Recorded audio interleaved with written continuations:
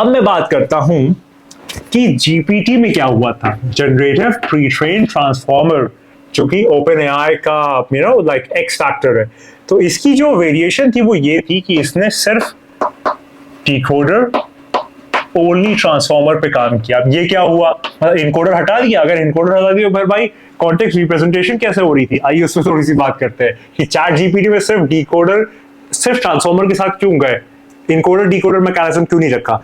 अगर मैं इस पे बात करूं तो यहां पर जो इनकोडर डिकोडर मैकेनिज्म था उसको हटा के, उसको छोड़ के जीपीटी ने क्या किया, जीपीटी ने सिर्फ जो है वो यूज किया डिकोडर स्टैक, सिर्फ डिकोडर स्टैक यूज किया। डिकोडर क्या करता है, ट्रांसलेशन करता है और कॉन्टेक्स्ट साथ में पीछे रखता है, ठीक है, जैसे मेमोरी पीछे रखता है।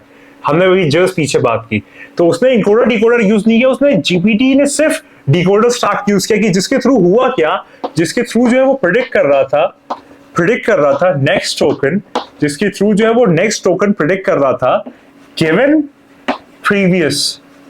प्रीवियस टोकन, यानी कि जो पीछे का टोकन था उसके बेसिस पे वो अगला टोकन प्रेडिक्ट कर रहा था, कि जो कि बहुत बेसिक प्रिंसिपल है लैंग्वेज मॉडलिंग का। लैंग्वेज मॉडलिंग में यही होती है कि भाई आपकी जो सबसे हाईएस्ट प्रोबेबिलिटी है वो सेलेक्ट होके आ जाती है। तो यहां पर वो प्रेडिक्शन हो रहा था, यानी कि जीपीटी के बैकएंड में आपका जो नेक्स्ट टोकन है, जो नेक्स्ट वर्ड आ रहा है, वो आपके प्रीवियस टोकन की बेसिस पे प्रेडिक्ट हो रहा था।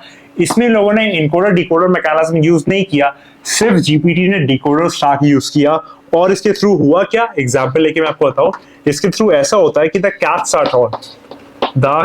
सैट ऑन अगर मैं लिखूंगा तो यहां पर जो नेक्स्ट वर्ड है वो मॉडल आपका प्रेडिक्ट कर लेगा नेक्स्ट वर्ड क्या है प्रीवियस वर्ड के बेसिस पे, सैट कैट के ऊपर, कैट दा के ऊपर, और ऐसे रिप्रेजेंटेशन चलती है। तो जो मैट आएगा वो आपके पीछे आएगा, और यहाँ पर आपका पूरा जितना भी आपका पूरा कॉन्टेक्स्ट है वो साथ साथ है, यानी कि आप जो भी पीछे चीजें हैं वो प्रीवियसली जनरेटेड टोकन्स आपके कंसिडरेशन में, कॉन्टेक्स्ट आपका बन रहा है, मीनिंग आपकी बन रही है, और वो नेक्स्ट वर्डिंग प्रेडिक्ट कर रहा है, और फिर आपका पूरा सेंटेंस जो है वो बन जा रहा है।